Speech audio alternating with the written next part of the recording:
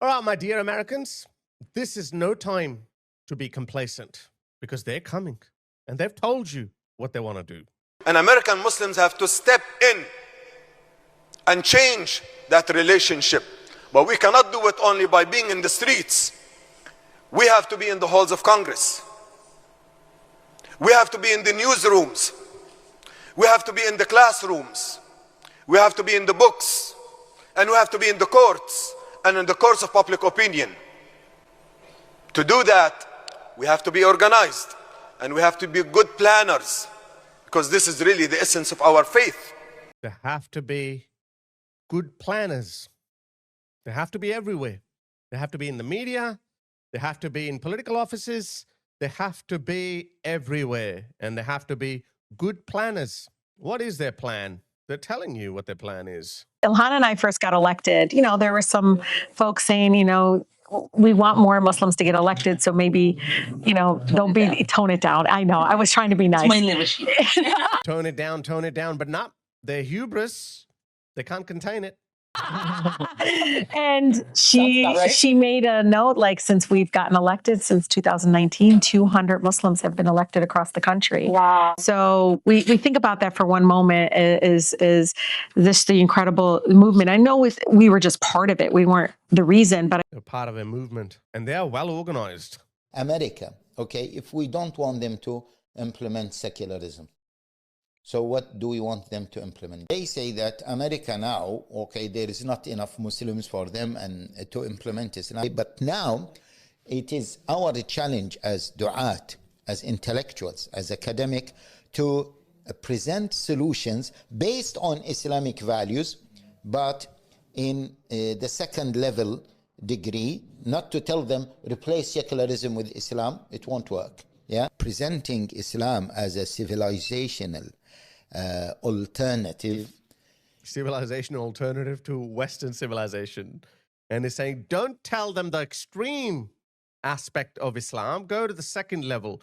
For example, don't tell them that you can beat your wives, you can stone adulterers, you can throw homosexuals off rooftops, you can kill apostates of Islam. Just show a milder version of that, the second level of degree. Hey, look, Sharia means law. Doesn't mean anything. Look, you've got OnlyFans, you've got gays and transgenders all over the place. Islam has a solution for that. But don't give them the full solution. Just tell them, we have a solution for that. Your society wouldn't be decaying in degeneracy.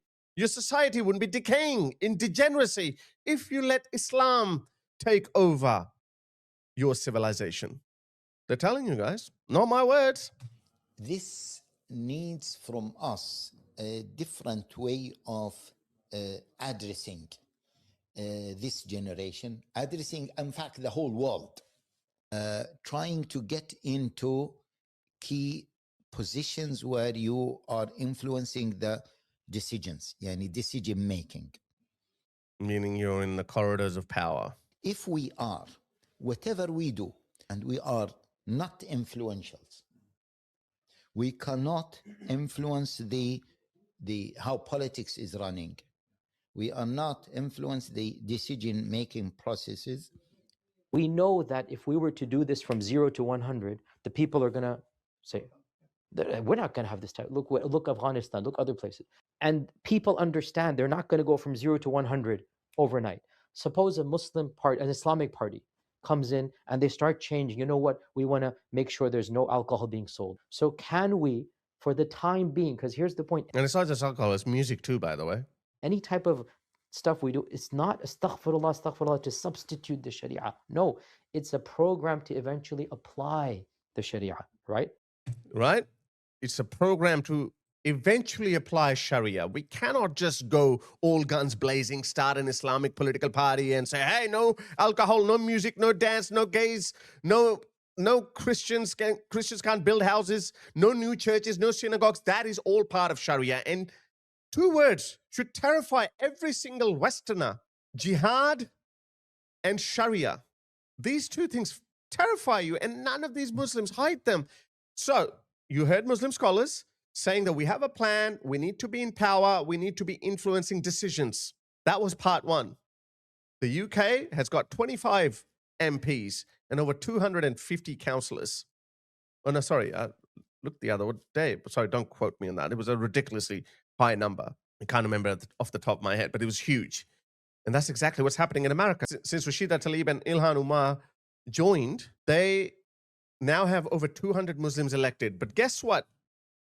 That was nothing. That wasn't even an entree, because now they are now introducing their hardcore Islamist politicians. And I'm talking about Abdul al-Said. They are aggressive and they don't respect you. Not my words. Everything I'm going to play you from the horse's mouth.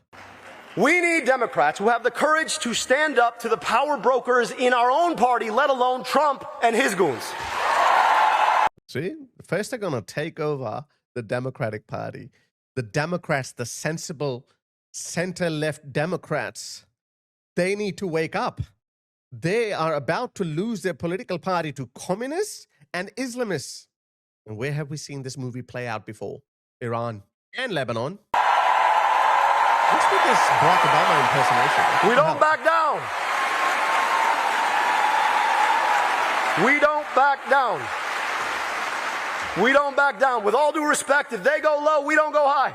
We take them to the mud and choke them out. He's introducing violence in U.S. politics. If a fellow senator goes low, he's going to beat the hell out of him. He's going to choke him out. I know this mindset. Americans, or Westerners in general, have been civilized for far too long.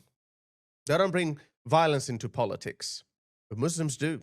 And we know they're violent. We know they fight all the time. Look at all the minorities living in Muslim countries. They're always beating them up. If they're not fighting with them, they're fighting with themselves. That's Islam for you, because it requires total dominance and subjugation of all living beings. And they are telling you that they hate you. Going to school with a name like mine, you get a fair share of bullying. The fact is that I just don't pay attention to bullies. It's not worth it. But here's the thing. One of the biggest frustrations that I've had is that the assumption that there should be some sort of association between me and some dastardly group functions simply on the fact that I choose to pray a particular way. It is implicitude that is used to raise the scepter that has everything to do with context. Now, here's the thing. What frustrates me more is not that you have blatant racism on the part of certain people, but what frustrates me more is, in the words of Martin Luther King. By the way, in his words, racism is, if I say I don't want Sharia, I don't want more Islam in my country, that's racism. That's it. That's it. No one has said anything about his race, about his facial features, about his skin color. No one said anything about it. We just have an objection to their plans for America that includes Sharia, and that's racism. Is that one of the most dangerous aspects is not when bad people speak out, it's when good people fail to speak out.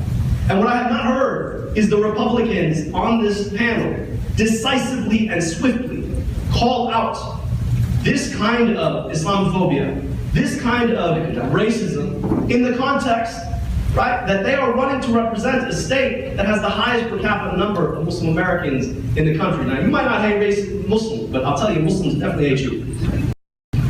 All right, Shri? Americans in the country. Now, you might not hate Muslims, but I'll tell you, Muslims definitely hate you. Muslims definitely hate you. They hate you.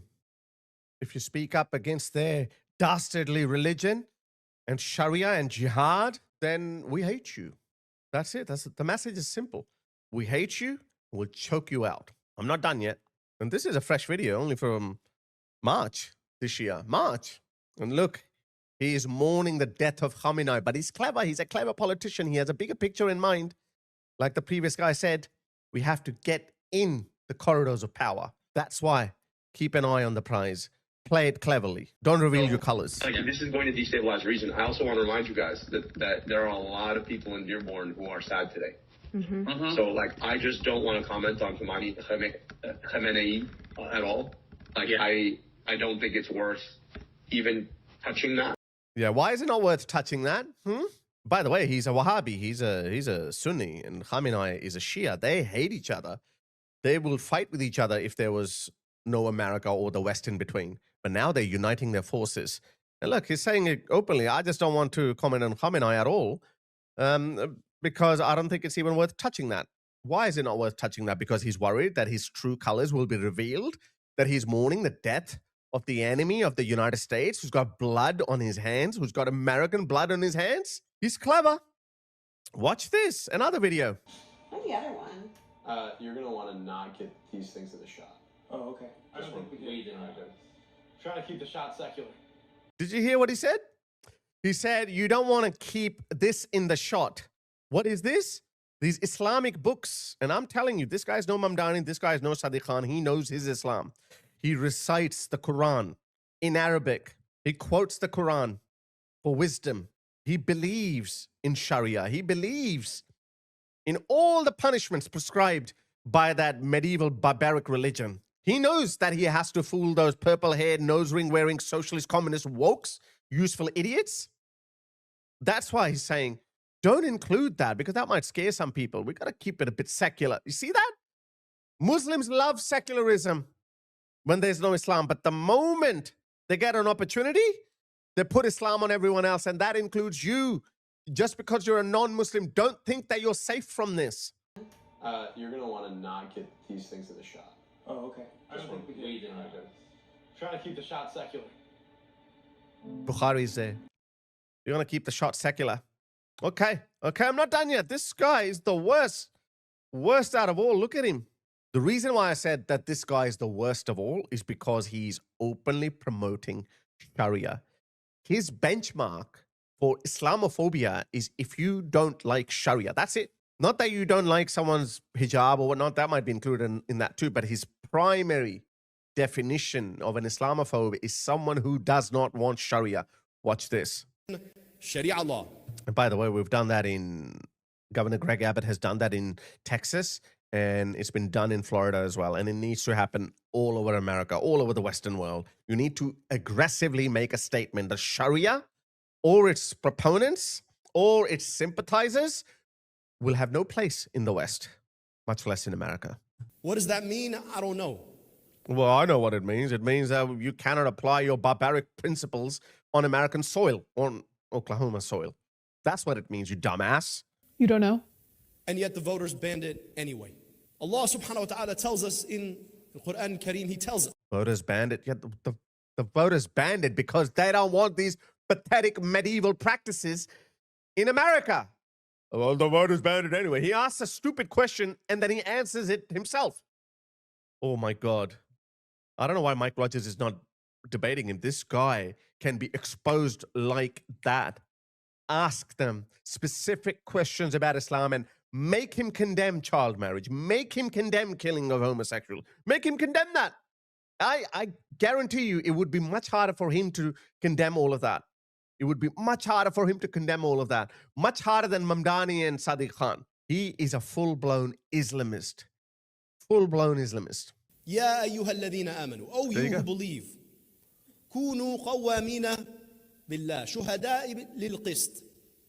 ولا يجرمنكم شنآن قوم على ألا تعدلوا اعدلوا هو أقرب للتقوى.